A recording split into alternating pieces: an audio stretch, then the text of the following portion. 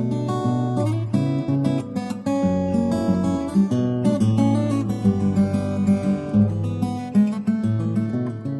would like to welcome you to this final session of the course, Asian and Asian American Feminist Theologies. My name is Kwok Pui Lan from Canberra School of Theology.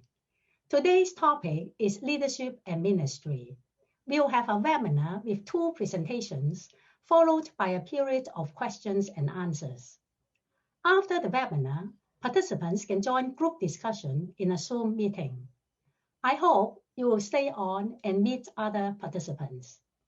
Please post your comments in the chat and your questions in Q&A. Our first speaker is Dr. Boyung Lee, a native of Korea, who is Senior Vice President for Academic Affairs and Dean of the Faculty and Professor of Practical Theology at Iliff School of Theology in Denver, Colorado. An elder in the United Methodist Church, she has served churches in Korea, California, Massachusetts, and Connecticut. She is the first Korean American women academic dean at the Association of Theological Schools in the United States and Canada. Dr. Lee is the incoming president of the Religious Education Association. Her publications include Transforming Congregations Through Community, Faith Formation from the Seminary to the Church, and many articles. Her forthcoming co-edited volume is Embodying Anti-Racism, Asian American Christianity and Feminist Theologies.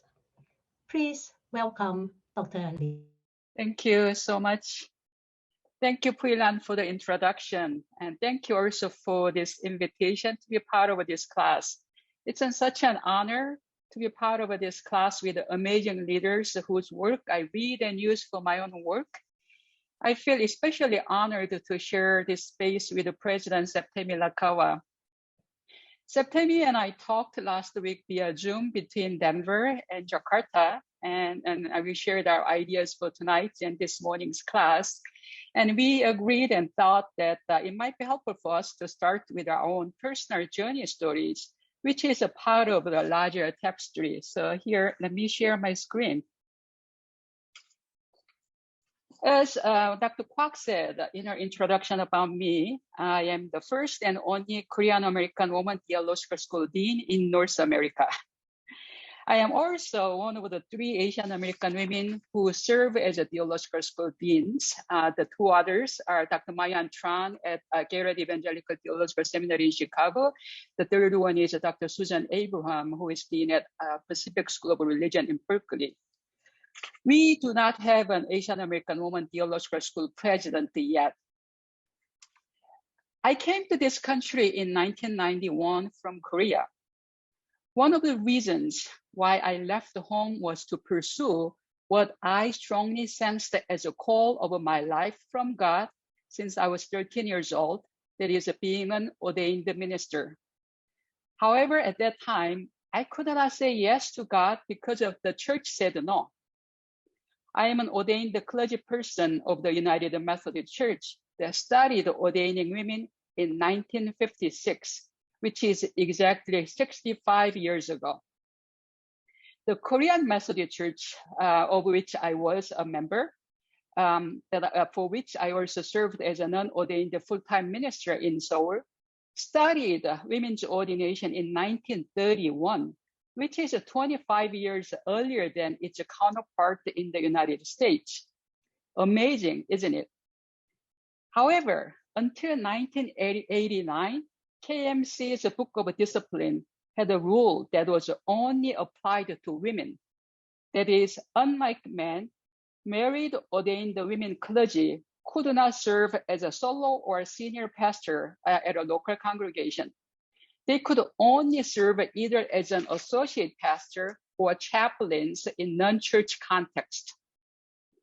Although KMC got rid of this rule in 1989, the culture it still strongly remained, as there are no women senior ministers in any size of a church, except a few who serve in very small congregations that mostly they planted.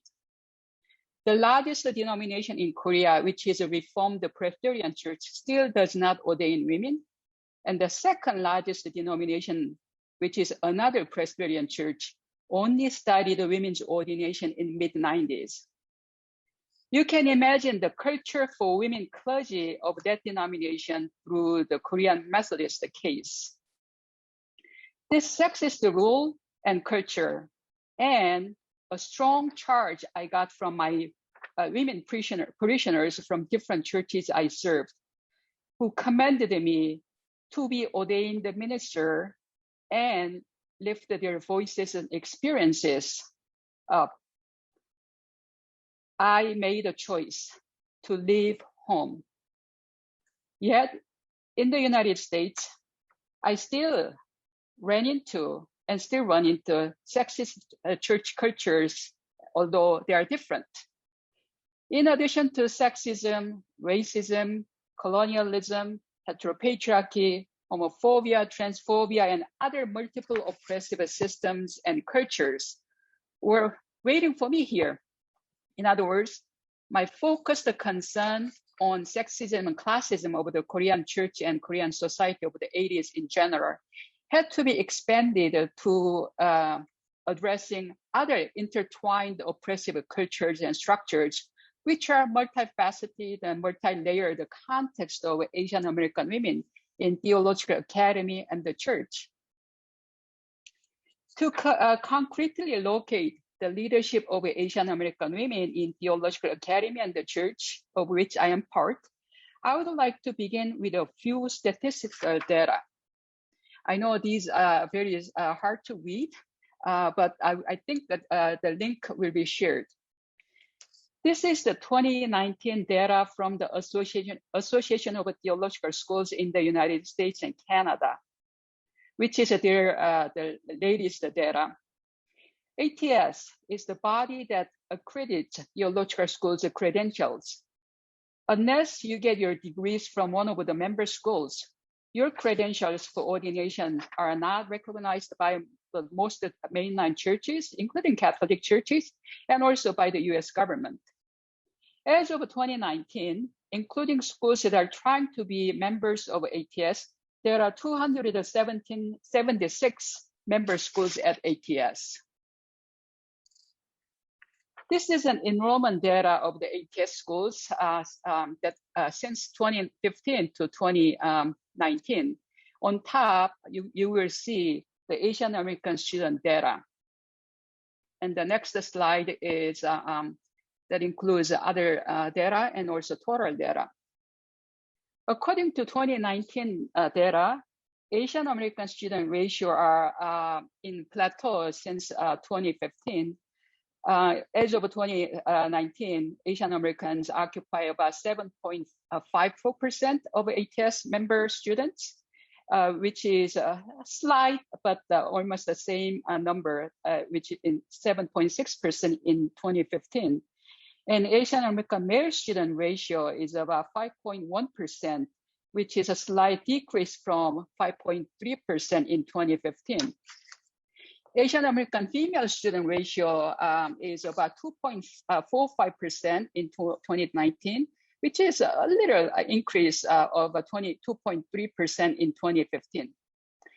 So here, total ATS student enrollments had about 7.5% increase from 2015.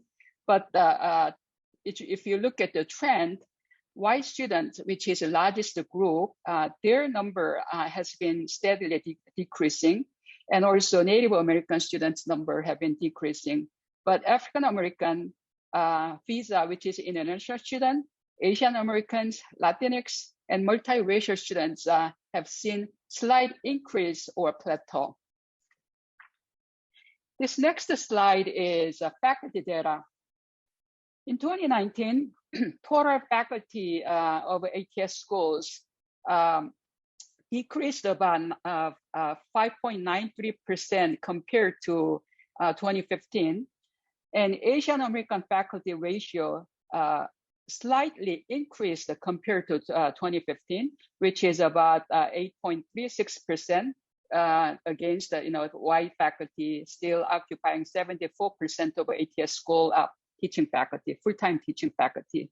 Among Asian American faculty, Asian American male faculty number saw tiny decrease, and Asian American female faculty ratio saw a very slight increase. And if you look at here, that the far right, the Asian American Pacific Island, the full professor in ATS, only 13 women, and I am one of those 13 women. What these data say? It says, this data say some trends in theological education in North America, which is declining of a white congregation that is closely related to the declining enrollment of white students, and growth of students of color enrollments, and slight increase of faculty of color numbers. And most of the faculty of color increase and also students of color increase are in African American population. Also, this data shows that increasing evangelical schools becoming or interested in becoming members of the ATS, where Asian American faculty, especially Asian American women faculty presence, is a very minimal and extremely low, in terms of a full-time number, and then declining number of mainline theological schools through mergers and closures. But as I said earlier, Asian American women faculty numbers are in plateau. In summary, Asian American presence in the US theological schools is very small in its numbers. Then you would ask, what about the church? What's going on in the church? I could not find any comprehensive statistics that integrates all the Protestant denominational churches.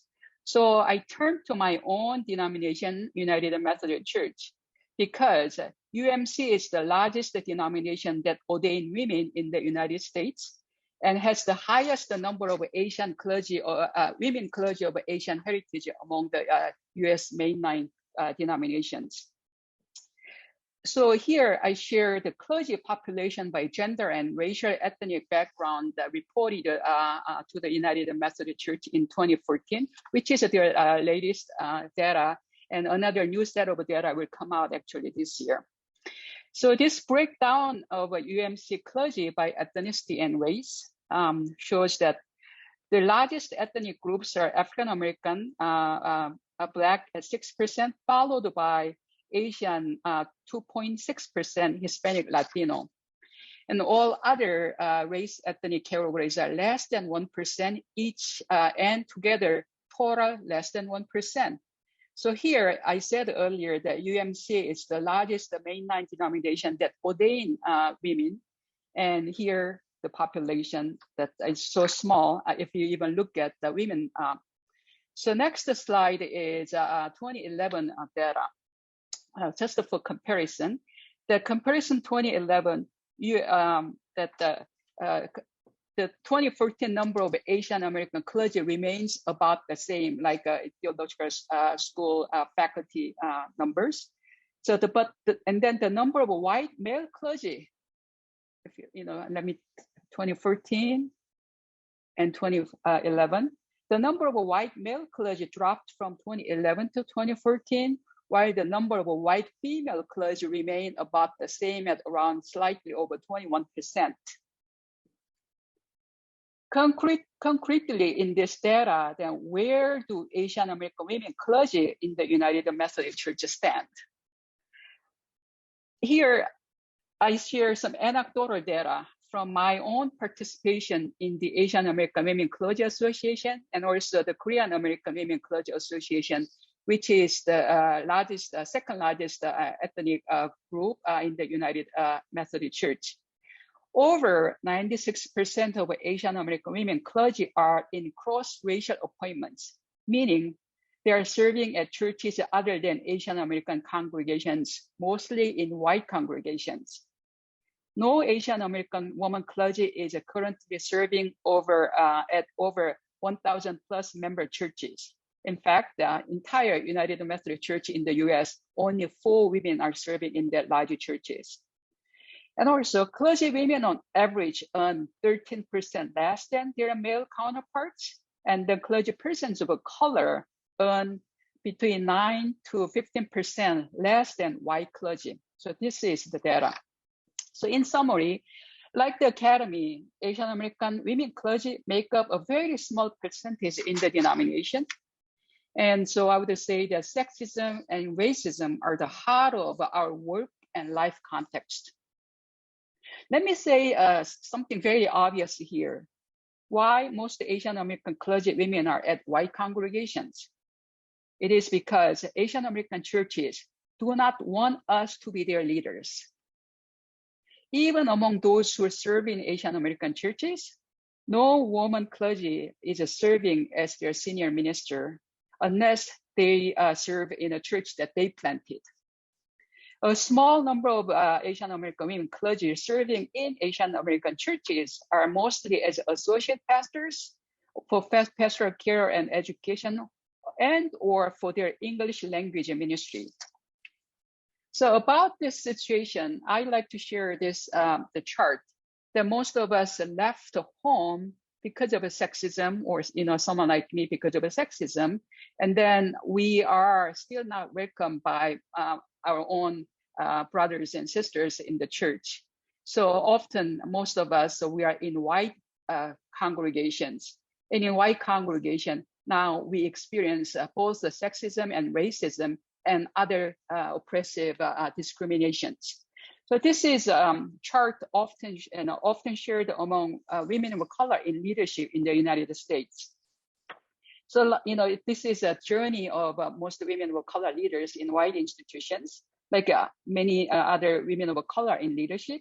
Often Asian American women are welcome to white institutions, but typically in a very tokenized way that makes white institutions look good, as they look like they are including welcome diverse skin color members in their leadership. And after the honeymoon period is over, when Asian American women started noticing unjust and discriminatory structure and policy issues and therefore raise their voices, often they're criticized or met with a denial by white leadership. If and when Asian American women are persistent with their concerns, they are often labeled as the problem person who cannot work with other people. Since the stereotypical images of Asian American women are often very sexualized and eroticized objects who are also supposed to be meek and submissive, as popularly portrayed in the US media and society in general, when Asian American women emerge as strong leaders with critical voices, their experiences of discriminations often get worse. Then what does this mean? Then how do Asian American women lead in such a challenging context? Despite the small percentages that we make up in the academy and the church, we still lead. And I love the title of this book, the last book. One of the editors is a Korean American woman, clergy Hero Park, who used to work at United Methodist, the General Board of Higher Education and Ministry, and that nevertheless she leads. So we still lead. And in fact, even though we are small in numbers, several of us, many actually are regarded as very strong leaders in academy and the church. Through my own participations, also analyzing available data and resources, and also these books and other books by and on Asian American women in theological and religious academy and the church, I like to describe the distinctive features of Asian American women's leadership in the next part. Here, I share also, the cover of the book, Leading Wisdom. Dr. Soo-young Park and Dr. Jung-up Kim, in their 2017 edited volume titled The Leading Wisdom, notes that discussions about leadership, even those centered on women, often overlook contributions made by Asian and Asian North American women. In this volume, contributors who are in the fields of social activism, parish ministry, teaching, U.S. Army chaplaincy, religious historian, Christian denominational worker, theologians, nonprofit organizations, theological social ethics, clinical spiritual care educator in healthcare systems, and community organizing share their narratives of leadership experiences. Please pay attention to the title of the book, Leading Wisdom, Not Wise Leaders. Leading Wisdom.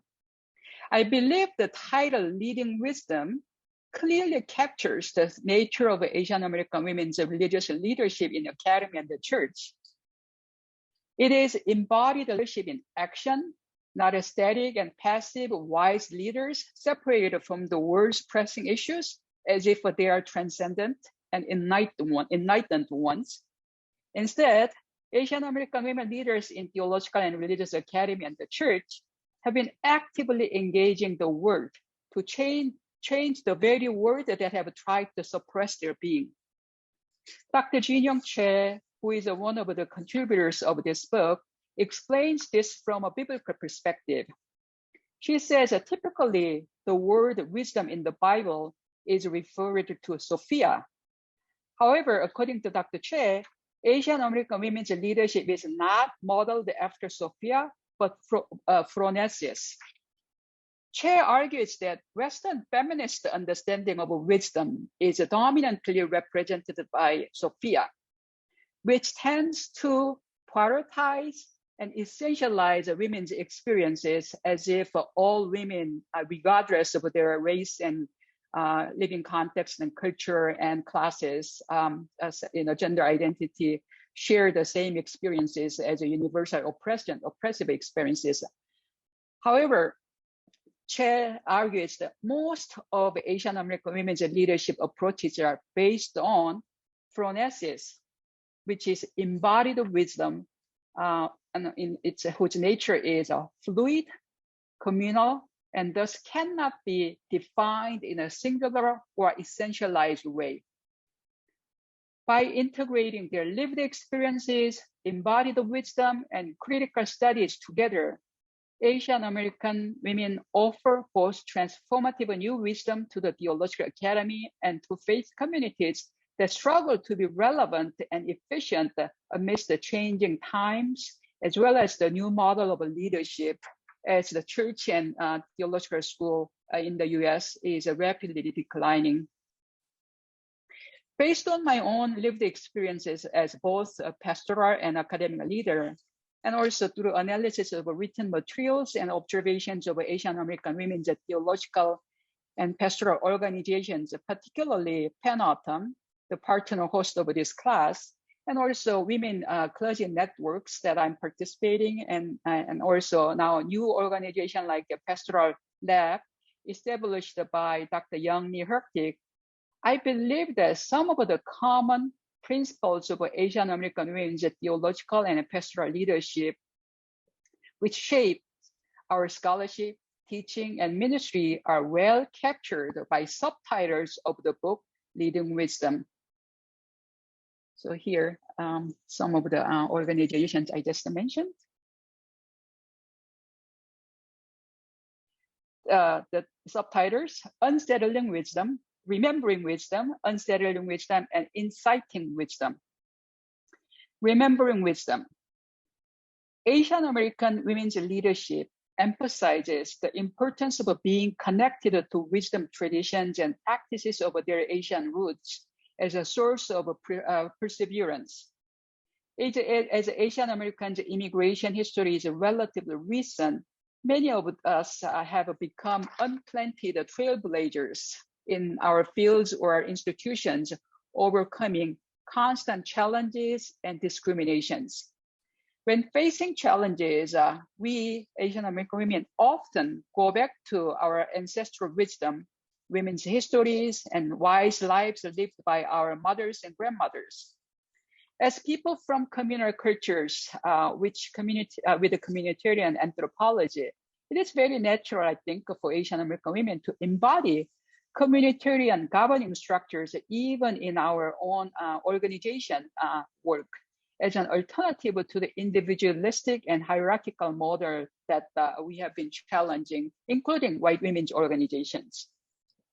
We want to honor the wise leadership of our foremothers, who were excluded from both official governing structures and formal educational systems until recently, and yet handed down great wisdom to their daughters through embodied knowledge and egalitarian leadership practices. Their wisdom is connected, integrative, and restorative rather than separated, individualistic, and key leader-oriented. You will notice a very communal consensus-based leadership styles and organizational structures and decision-making processes in many Asian American women's organizations like PANATOM. Regarding this, Dr. Christian Pei, who gave talk 2 weeks ago, says that Asian American women's wisdom leadership is a very servant leadership that focuses on communal driving of the Asian American women's community and academic guilds and the church beyond one's own survival and success. Without our communal success, one's individual success has less meaning and less power to change the system that tries to dismiss our own being and our leadership. While we draw out the wonderful leadership wisdom from our Asian traditions and cultures, Asian American women have also been very mindful and critical of the practices of Eurocentric colleagues who co-opt theologians of Asian heritages.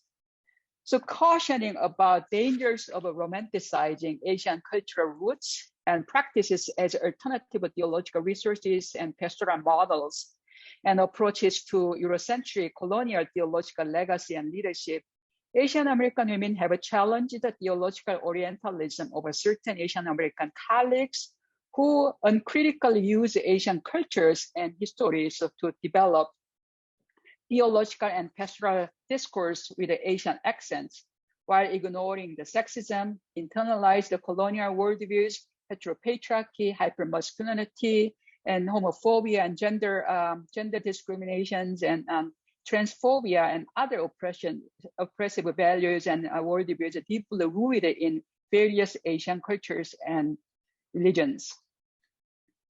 Unsettling wisdom.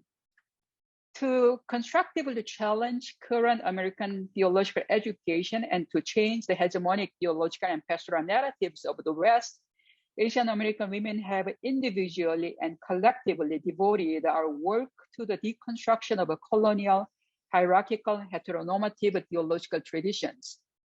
While being in solidarity with the other feminist theologians in developing more just theological traditions for women and the marginalized, Asian American women theologians have also challenged the racism and colonialism explicitly, implicitly replicated by some Euro-American feminist colleagues who are not critically examining their assumptions and theological resources and participation in continuing colonial legacies. So using Dr. Kwak Pui-lan's words, I say that the Asian American women in theological academy and the church work hard to contribute to lessening human suffering, to building communities that resist oppression within the church, academy, and the society, to furthering the liberation of those among us who are most disadvantaged, primarily the women and the children. Inciting wisdom.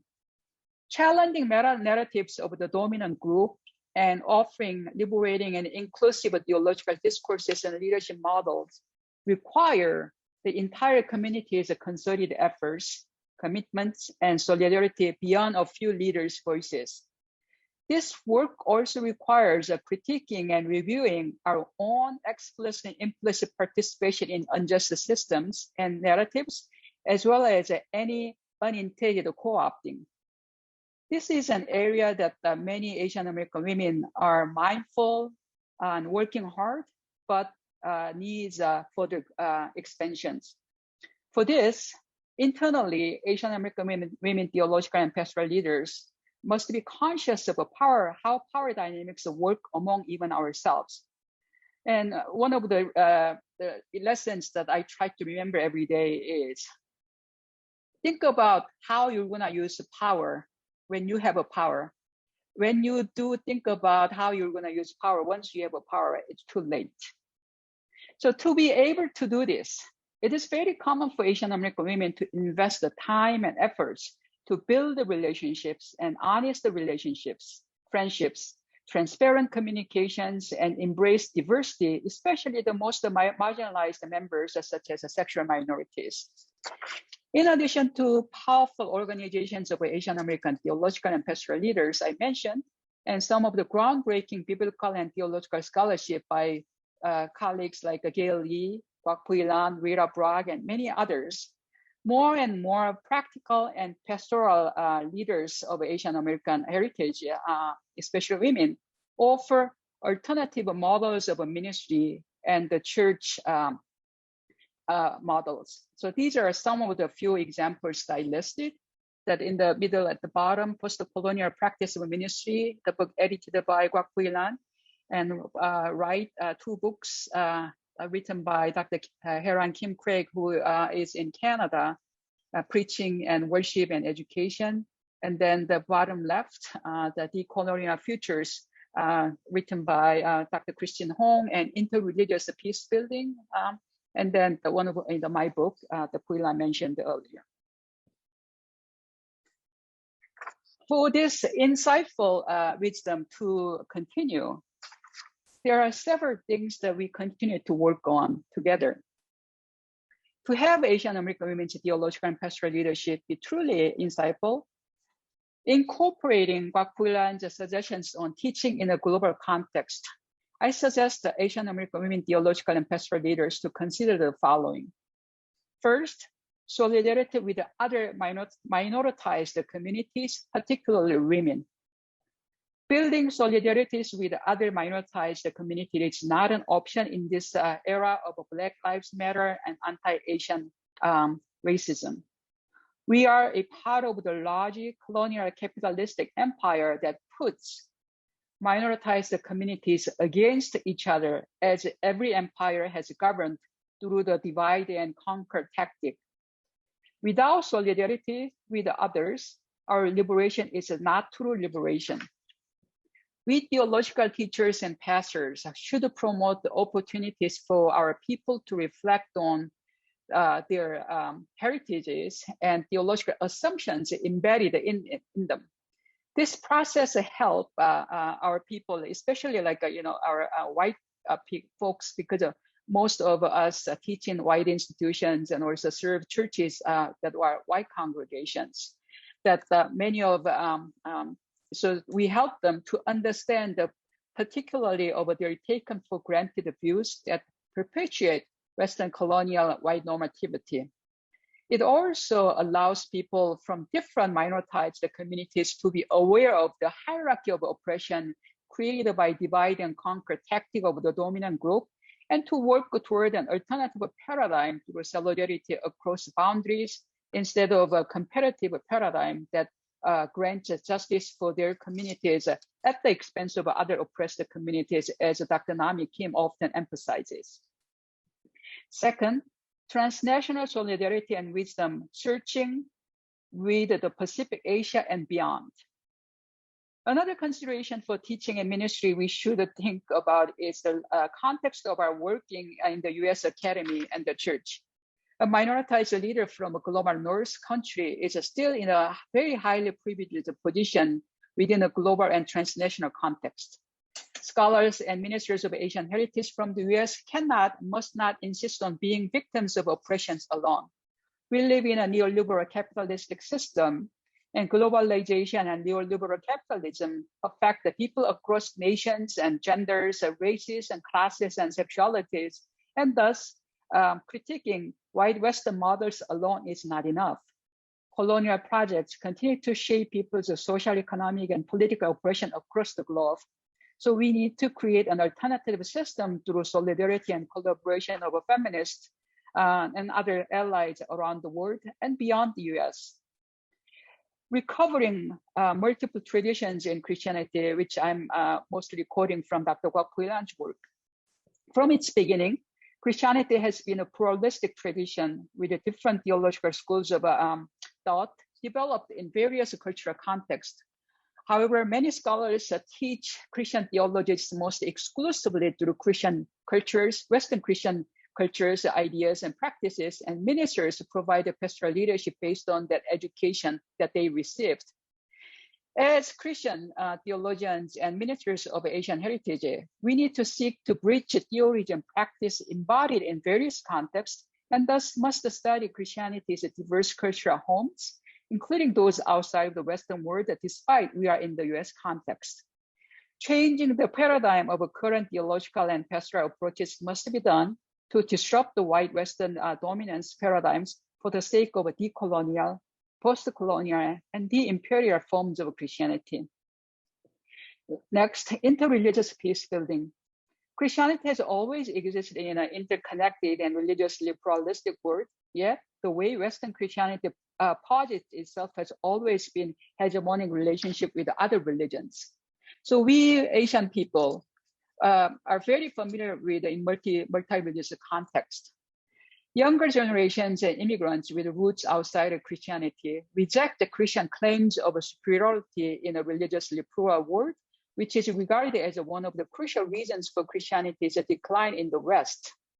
The transnational and global context provided by technology, education, and migration means new generations have access to relationship with and the knowledge of other faiths that undermine Christian claims of superiority and its collusions with colonialism, US capitalism.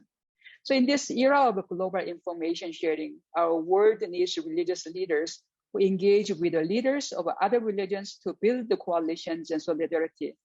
So to enact this, Dr. Kwok-Hui-Lan suggests that teaching Christian theologies in comparative ways. So she argues that the insights from other traditions can often illuminate our blind spots and lead us to ask new questions.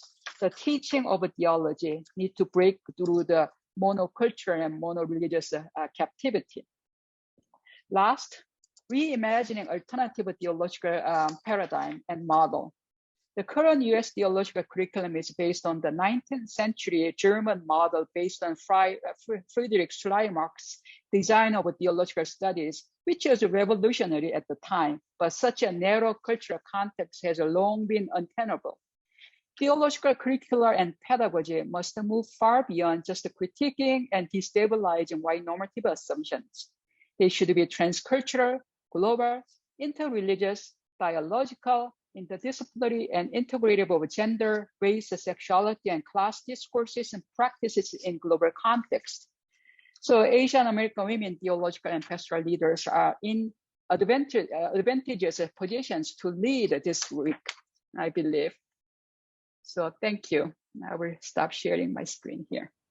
I would like to thank Dr. Lee for sharing her personal narrative and articulated the struggles of Asian American women in academia and the churches. She has also shared with us the wisdom of leadership among Asian American women. Our second speaker is Dr. Septemmy Lakawa, who is the president of Jakarta Theological Seminary. She received her doctorate from Boston University School of Theology and has served as a member of the executive and central committees of the World Council of Churches. Her research interests are on interreligious dialogue and trauma theology and interreligious aesthetics in the aftermath of religious communal violence. Her recent articles include Mission and Evangelism, Examining Formation as Discipleship in Theological Education, and Teaching Trauma and Theology Inspire Lives of Witnessing Discipleship. She has worked with several local congregations and her seminary to develop poetic and meditative dance as a form of doing Christian theological aesthetics in a multi-religious context. Please welcome Dr. Lakawa. Thank you, Dr. Kwok-Hui-Lan, for the generous introduction, and thank you, Dr. Boyung for sharing this panel. Good morning from Jakarta, good afternoon and good evening to all of you wherever you are. I would like to share my screen. It is a blessing for me to be part of this short course. There are colleagues that I've met before, and also friends and perhaps my former students and students also part of this conversation. And many from Indonesia. I hope I'm not the only one who will tell the story of Indonesia, but all of you who know about our country and our nation can also be part of the conversation, especially during the discussion session.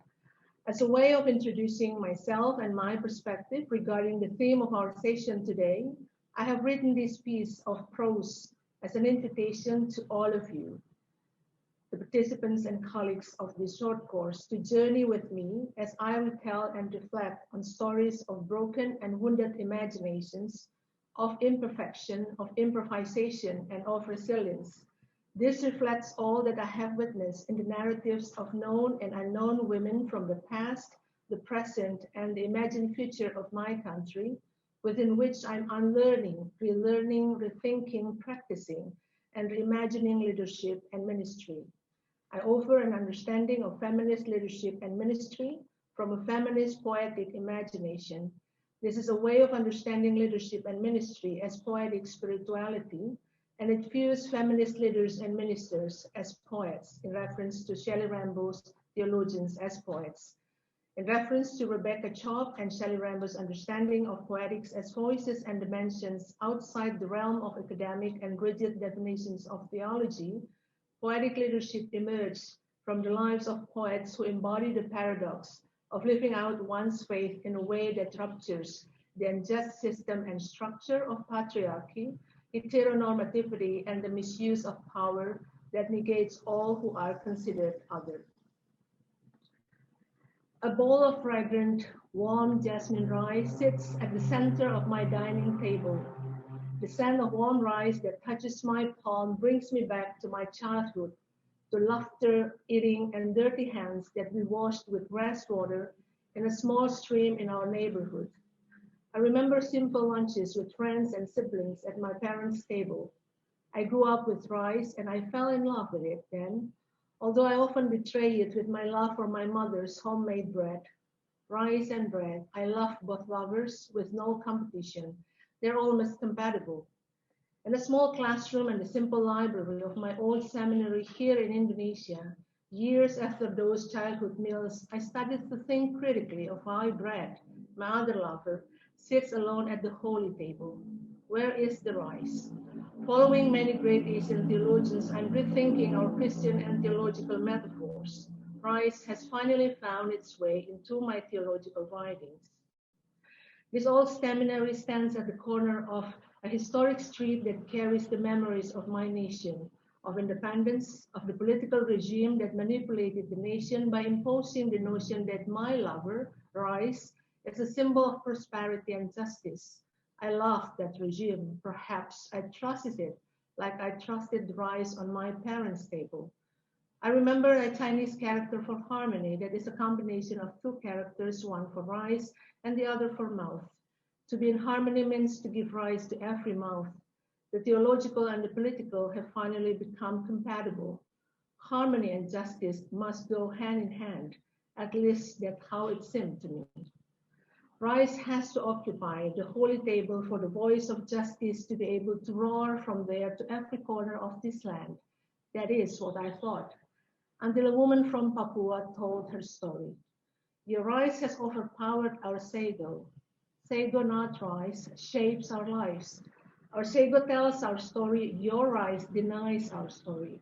The regime replaced our sago trees with paddy fields. Its perceived high culture diminished or stigmatized low culture. The women of our land have had to relearn to hold rice in their palms while letting go of their beloved sago. I remember that at my parents' table every other week on special weekends, we shared a traditional sago meal. My father was the one who expertly prepared the sago to go with my mother's delicious yellow fish soup. It was always a special meal. Why did I forget this precious other lover? Sago now critiques my love for rice and bread, my imperfect love for my imperfect lovers.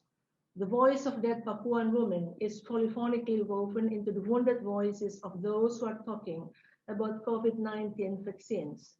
In the second year of the pandemic, I heard various voices. Your vaccines were never meant for us. That's what I heard from a transgender woman. I also heard, this nation has forgotten us. The government uses the citizens' ID numbers to find the suitable groups for the vaccines. We are the ID-less people, numberless people, but we are people. We are your citizens. We are here waiting for your vaccines.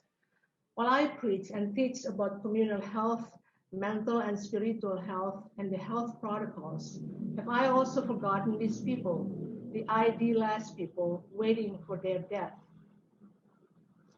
This is a shadow pandemic, so they say. Women and children are bleeding. Bodies are forgotten behind the doors of health protocols. Violence haunting and wounding thousands of silenced souls. Wounded souls and memories are rupturing theologies. At the holy table, there must be water that drips off through the bread, the rice, and the sabo, like tears from the bodies of the victims, survivors, witnesses. Perhaps we must unlearn theologies. Maybe we must relearn to be imperfect.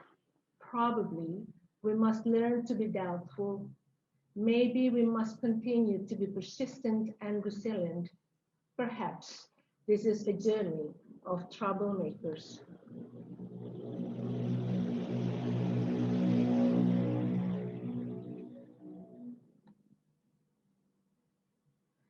Troublemakers may not be a definition or meaning that we want to apply to feminist leaders and ministers.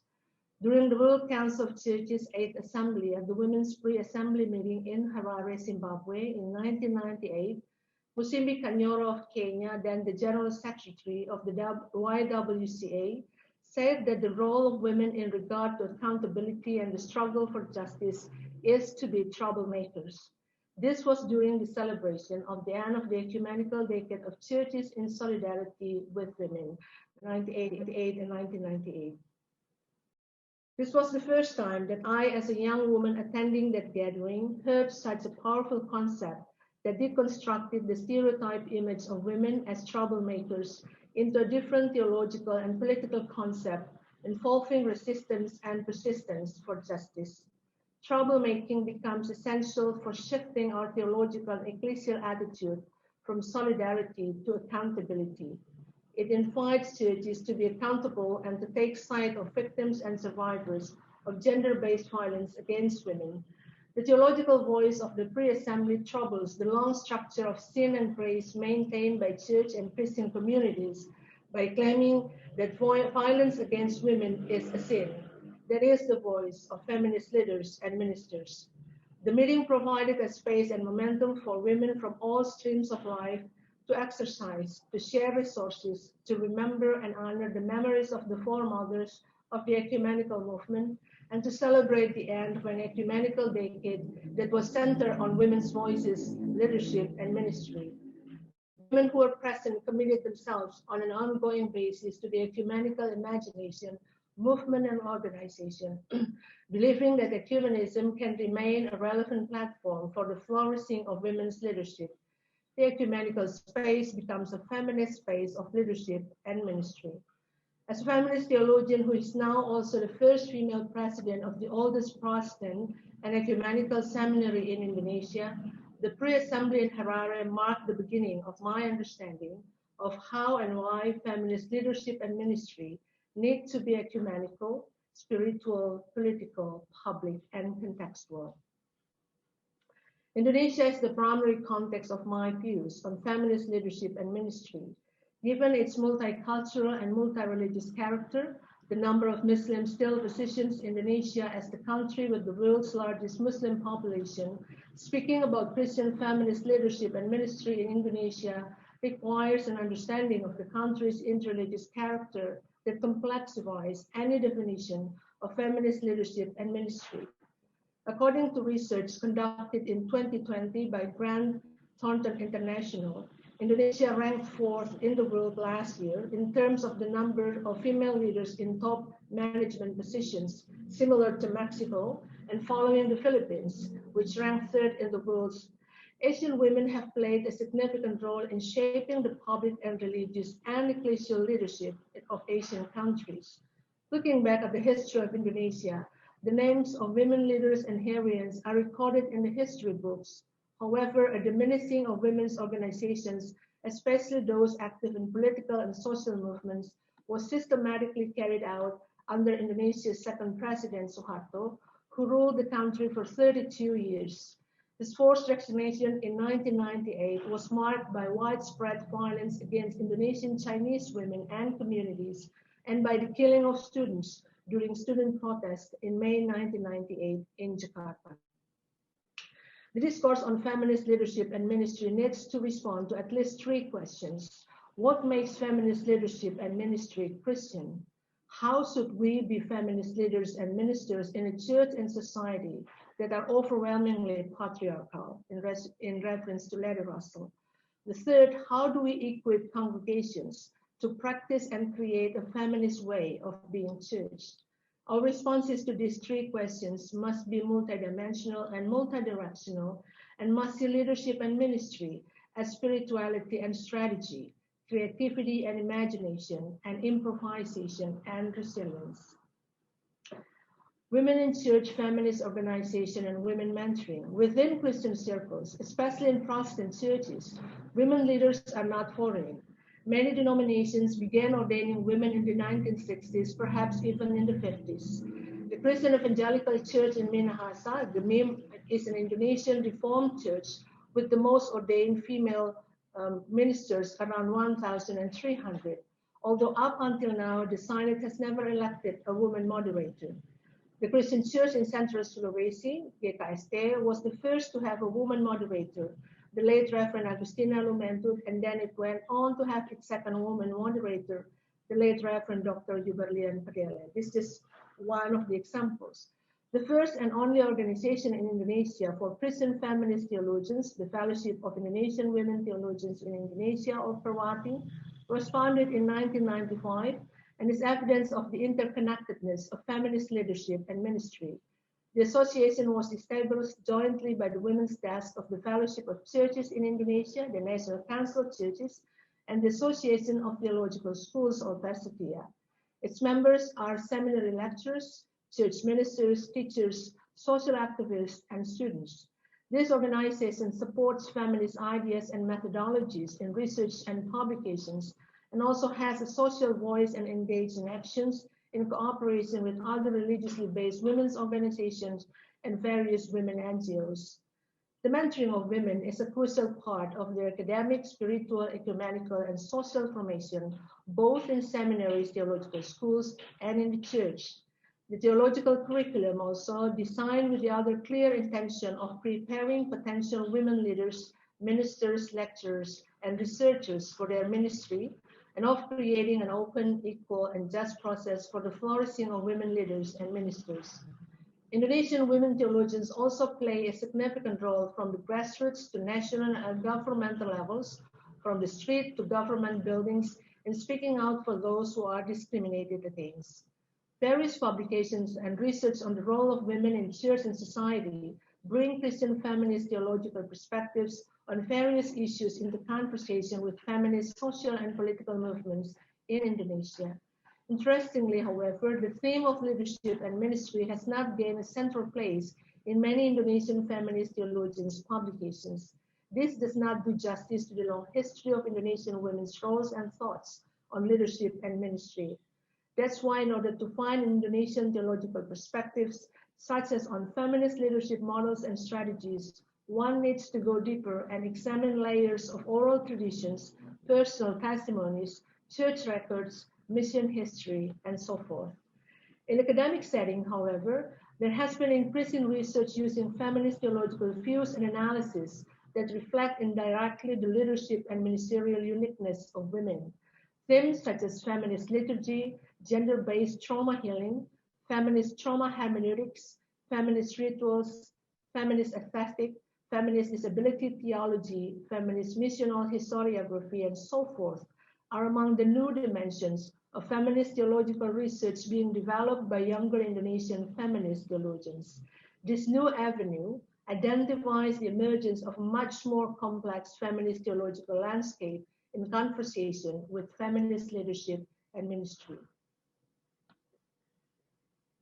Let me end this part with the story of two female senior ministers. The first is Reverend Dr. Mary Colimon to your left, the first female moderator of the Christian Evangelical Church in Timor, Gemid. Colimon was elected to this position in 2015 and is now in her second term as moderator. She explicitly announced that her leadership is feminist. Colimon exemplifies the complexity of feminist leadership and ministry. Her church is located in East Nusa Tenggara, the province with the highest number of cases of human trafficking. Faced with the increasing numbers of victims and survivors of human trafficking in her signage districts, Colimon has become a strong force who engages with both congregations and women's organizations, and she has a robust theological voice that holds up the life of the church as a healing community that journeys together with victims and survivors. The church plays an advocacy role as well as pastoral role that inspire many communities. However, recently she has encountered what is perhaps one of the biggest challenges in her leadership. She has to speak from a seemingly neutral position in regard to the highly controversial and divisive issue of human sexuality. Colimon exercises simultaneously the roles of a woman, a leader, a pastor, a feminist activist, a mother, and a citizen. Knowing the contradictions and incompatibility of many of the voices that she has to represent, she experiences the paradox and the pain of balancing the majority voice of a church that denies the rights of LGBT people and the voices of the LGBT community with the voice of those who support the rights of LGBT people. Through this, she maintains her integrity by honoring difference while remaining in the top leadership of her church. This exemplifies one of the biggest challenges to feminist leaders dealing with the issues and realities of human sexuality. Colimon's maintaining her inner voice as a church leader in such a difficult situation requires the courage to walk a lonely road and to be misunderstood, while at the same time it requires a strategy to find communities of support and to embody her God-given vulnerability in taking risks.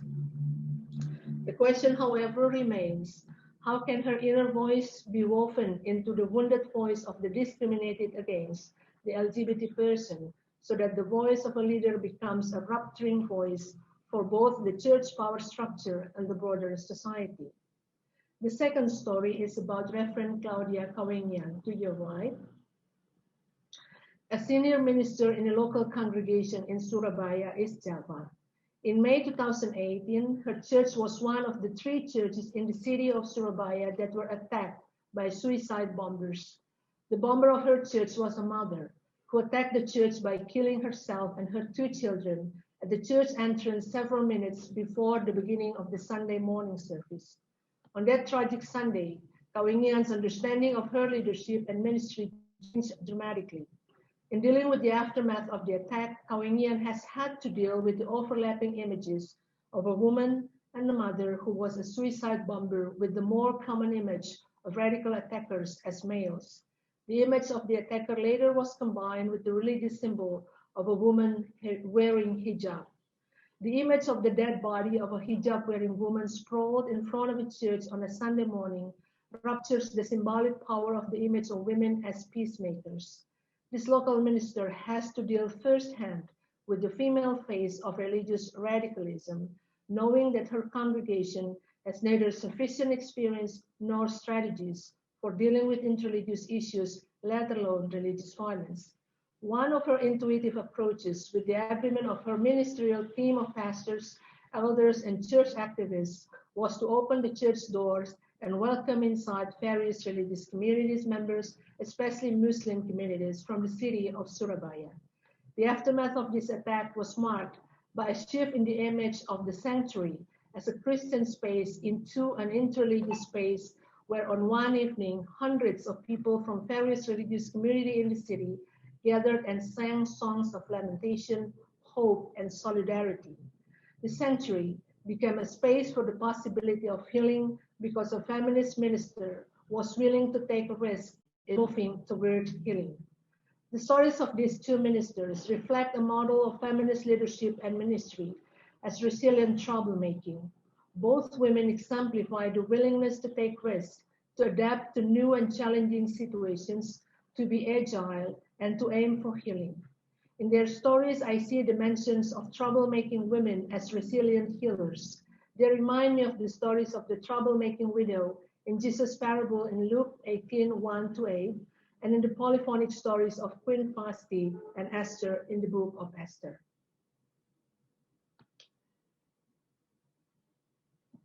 As an epilogue, how do we live?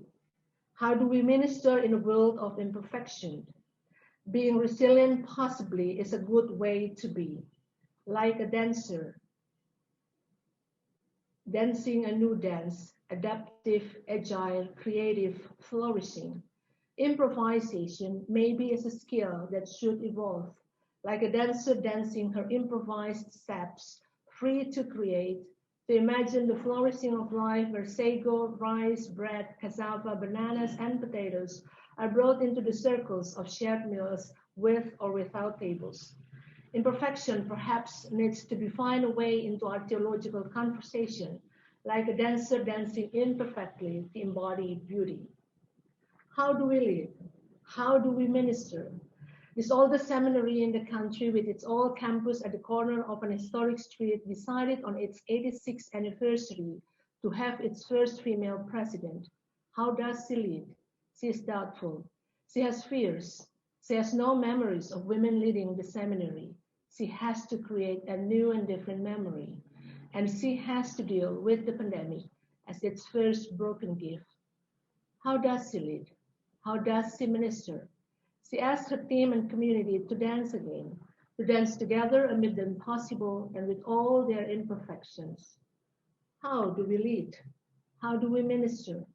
Perhaps we may dare to imagine life like communities of survivors who painted, sang songs, wrote poems, and danced together as they walked through the valleys of their memories of death brought by the tsunami, the shaking of the earth, the deadly mud that swallowed their loved ones. Perhaps, if we dare to take risks as a community of witnesses toward healing, to breathe, to surrender, to hold, to embrace, and to remain, perhaps, somehow, we are already there, dancing in the divine circle in our lands.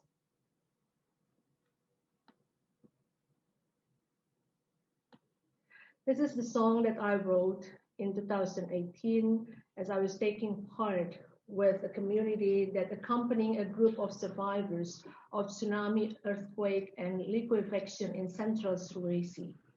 I'm going to dance with this to this song.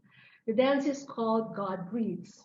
The movements are an improvisation of the basic version for congregations, in addition to the improvised dances that I have created both in Jakarta Seminary and across communities and congregations in and outside Indonesia. I have also been studying since 2017 an Indonesian traditional dance known as Balinese dance. This is one of the most challenging style of dances for an imperfect body like mine.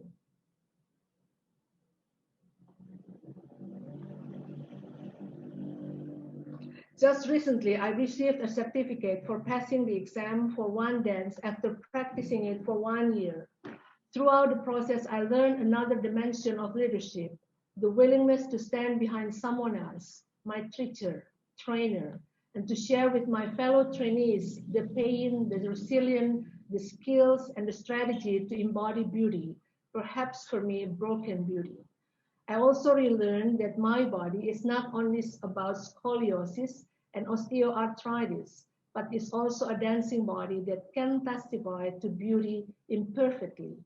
This is a poetic spirituality that enables every leader and minister, I believe, to find the poet in ourselves, the voice that remains regardless of the difficulties we face.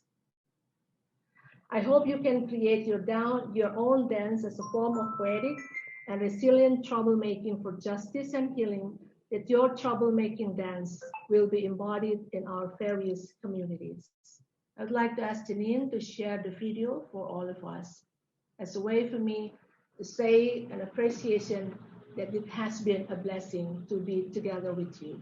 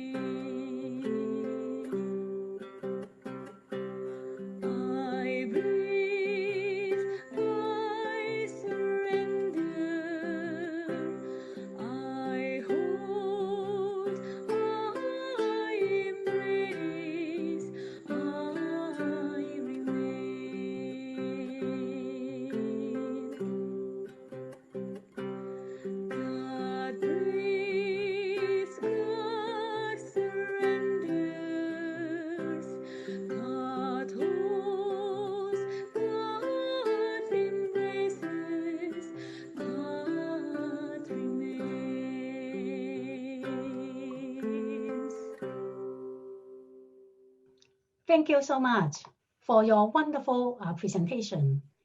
You have shared with us stories of women leaders in Indonesian churches, and through your words and your dance, you have stretched our imagination and challenged us to be troublemakers.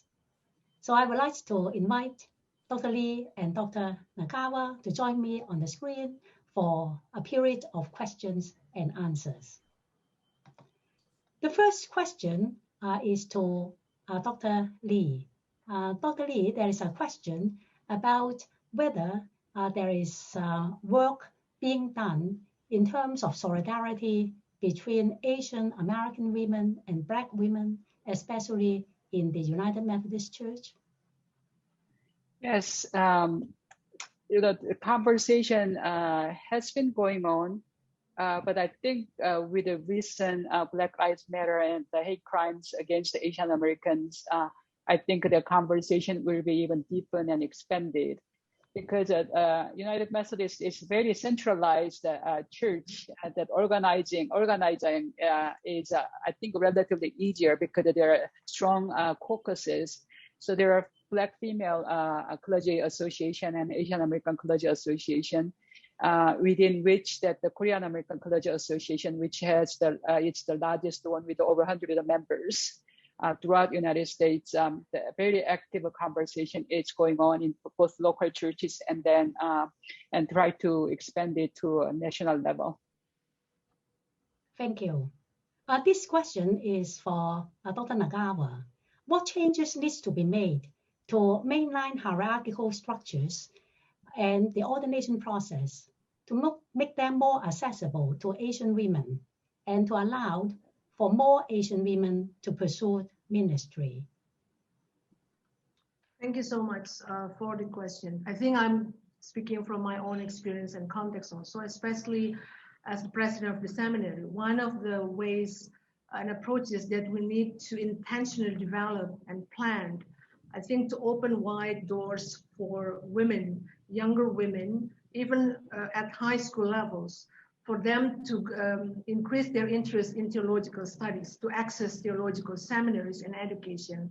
And one of the strategies is to provide a scholarship for them to be able to access that. And also to make sure that we have the link and cooperation with their institutions, their churches especially, and their seminaries, so they know where they go after the seminaries. And especially when we aim at the ordination of women, we're not only aiming at that level, I think, but also in changing and in transforming the congregation. And that's why I like the image of a community of dancers. And you can come and create your own movement, but also pay attention to the movement of others. So strategically wide open door for female students, and also to access leadership at the academic levels. More professors in theological seminaries gain support from their churches and denominations. That would be my answer, Boyung. Thank you. This question is for Dr. Lee. How would you recommend Asian and Asian American women to overcome differences among Asian women in different contexts? I think there are several ways. One is getting together, and so we need to get to know each other, but also we need to be very mindful, especially, and I say we, those of us who are dominant group among East Asians, which are East Asians, Koreans and Chinese and Japanese, particularly Korean dominance in U.S. Theological Academy as both leaders and students. So we just cannot universalize our own experience as if it is same as a Southeast Asian women and South Asian women, whose contexts are very different. And also in global, this neoliberal academy, that some of us from in our own native countries have also dominant power oppressing other Asian people. So I think, so practicing what we teach, that not essentializing, and so critical examinations need to be done within our own communities, and then being conscious of not universalizing all Asian women's experiences and different cultures and languages and also standards. I think we need to start from there and owning the differences to create a solidarity, not just to be apart from one another. Thank you.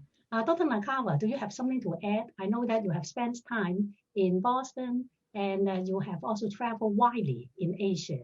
In your experience, how can you characterize the relations between Asian and Asian Americans regarding their diversity? Dr. Kwok Wilan is one of my inspirations. We also had, it was last week, Dr. Aruna Nanadesan. She was based in Geneva.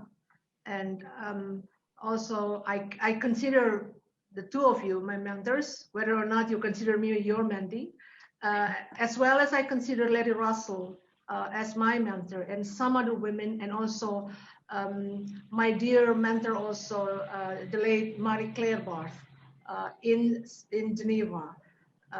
So I consider all these women inspirations of how we can be separated through our territories, but the works and the inspirations that all the women brought together, regardless of their ethnic and cultural backgrounds and gender and so on and so forth, I think provide me with very crucial understanding and profound imagination of the fellowship of women and men, and across gender barriers also, the power and the fellowship of siblings that can that have been behind me before and together with me and in the coming future. So I don't see myself as now embedded in Indonesian context, not only because of the virtual communication that we have right now, but being in one specific context allows me to embody the experience from within that context, but at the same time share particular perspective by listening to other women from different settings. So that has been my experiences, also sisters and siblings from Africa and so on and so forth. Thank you very much. There is one participant who asked maybe both of you to talk a little bit more about resilient troublemakers. And I am sure you both have been those inspiring troublemakers. Can you lift up some biblical examples, whether you will consider Esther or some other women in the Bible as inspiring troublemakers or mentors? You know, my mother used to tell me that she always has prayed for me to be like Esther. I said, please stop praying for me to be like Esther, instead of praying for me to be like Deborah. I said our time, and especially in like Korean churches that when I couldn't even ordain women, I said we need someone like Deborah, then maybe Esther at that time. But I think I admire Deborah in such a culture and location that always exercised her authority for the sake of the community's well-being. For my case is rereading Esther polyphonically with the story of Vashti, not to read them separately, has been really helpful, because I see in Vashti the ability and the courage of women to say no to the misuse of power. Mm-hmm. And in Esther, the courage and the risk to say yes to the dangers also, that will come upon her life, and the sense of community from within the Esther story. So I think I challenge every way of reading both of these women separately and binary.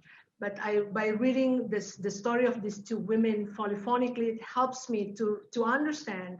That's why I use the term imperfection, that to understand the story from different angles and to see, yes, there is a moment, there is a time as a risk, as a leader, you have to say no. But at the same time, there is a moment you have to say yes, loudly and clearly. And to be resilient is to be able to be adaptable, to be adaptive, but also to be agile, and in order to flourish from within that trouble that have been created by so many from external and internal of your leadership. Thank you very much. There is a question from a participant who says, I am so intrigued by the idea of a fluid leadership in action. And this person is wondering how to enact this in Christian institutions that reward the opposite. For each of you, as you operate and navigate traditional structures, what have you found to be working? And how do you strategically decide to compromise, or do you never? Septemmy, do you want to go first? You go first. I have to think. I think within the traditional structure, especially white institutions, often my presence itself is a trouble making to many people. So as a communitarian educator and feminist, I work really hard, and I really be mindful of embodying Asian American feminist theology in my own actions, through relationship building and mentoring and sharing power and sometimes yielding, but also speaking up. So those I think is when people notice the way I lead is different from typical white men and often sometimes white women. I think that gives them a new lens to understand. And so I am very mindful about that. And then negotiations, it is inevitable in any organizations and even within among, I think, feminist organizations, because I don't assume that my way is always the right way, but sometimes when I listen to people, there are new ideas are emerging. So sometimes, even though I have a very clear vision and strategies that to get to some place, the way how we get there can be changed through community building. And I think my role as a leader is to help people own the vision that I see it is a healthier one or a more equitable one for more people than others. For my case, let me just share a brief story. When I got elected as the president of the seminary, we already had, of course, for 86 years, a structure. There has been also true transformation and so on and so forth. But then I felt that I really wanted to have something else that has been missing for so many years. So I went and talked with my colleague, Esther Widiasi, and I said, Esther, I want to have something in regards to spirituality in the new structure. It's not going to change, but it will somehow destabilize, but at the same time bring something perhaps new. Not that we haven't had that before. So we ended up talking about spiritual and ecumenical formator. And Esther now is our formator. Spiritual and ecumenical formator. And we talk about mental health, spiritual health, and so on. It was before pandemic. We were elected in 2019. So we were ready. We were so excited, set all the plan for the next 4 years. And then came the pandemic. And it worked. It really works.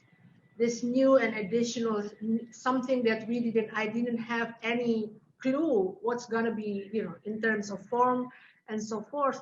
But throughout this first year of the pandemic, at least I understand and I realize that this is one of the relevant approaches that we have been able to develop in response to the pandemic. So now we are looking forward toward the aftermath and at the same time finding new creativities and so on and so forth. So fluid leadership for me is allowing oneself and one's team to be imaginative. And Dr. Kwok Pui-Lan is very well with this term and concept, to be creative and to allow our fear to come and to negotiate with it and to recognize that to be doubtful, to realize our imperfection, perhaps will allow us to be open, much more open to God's way of dancing with us. I just love to dance. And luckily our seminary has become, and not only students and staffs, but also faculty members. And it's much more fun. And I surely we all need to have fun amid the pandemic, regardless of all the difficulties. Thank you. Thank you. I have one last question. I know that some of the participants joining this class are relatively younger. And what are some of your advice to women, whether it's from Asia or in the United States, in North America or other parts of the world, who are beginning this journey to become a troublemaker or a future leader in the church or in the wider society? Do you have advice for younger participants among us? I think spiritual care of ourselves, because we come from the context often that doesn't respect who we are and our own calling. we work so hard to change the system, or sometimes we tend to blame things on ourselves. But I think without having a spiritual grounding that allows me to be who I am, because I can only lead the way, who I am, and I cannot imitate, and that has a limit. So I think that comes from, I think, a deep spiritual grounding. So I would just emphasize very resilient spiritual care in addition to physical care, emotional care. And the other one is, this is a long journey and one person cannot do the work. So the networking and in staying in touch with people who can be very honest with you, but in such a loving way. So I have 4 other friends with whom that almost daily I communicate, and they check on me and I check on them. And we have this community chat room, and these are all Korean American feminist theologians working in the United States. So we check in with each other every single day almost. So that has become such a source. And then that's not just a friendship that we create, imagine something different, something bigger that one person cannot do, but we as a together group can do. So networking and spiritual care, and then also stay in touch with your roots, and then people who care about it, who care about you. Thank you. I agree with what Boyung just said. I'm just going to add a few additional things. Breathe well, because that's all we need as we journey, and knowing and expecting that there will be difficulties, but also there is something within us inherently given by God, the ability to heal and to be healed. And also eat well, because we all need that to carry with us our meals together and share with others. And the last one, invest in your time and money wisely, because that's what you need to journey for a long journey. So well prepared, but also expecting surprises in your life. That's what I think make lives such interesting journey. Thank you so much. Thank you. I want to thank Dr. Lee and Dr. Lakawa for joining us today and for their wonderful sharings and presentations. I hope that you will join us for the Zoom discussion. I also want to thank the participants for joining this course on Asian and Asian American feminist theologies. As we conclude the course tonight, I want to send you rich blessings. Goodbye.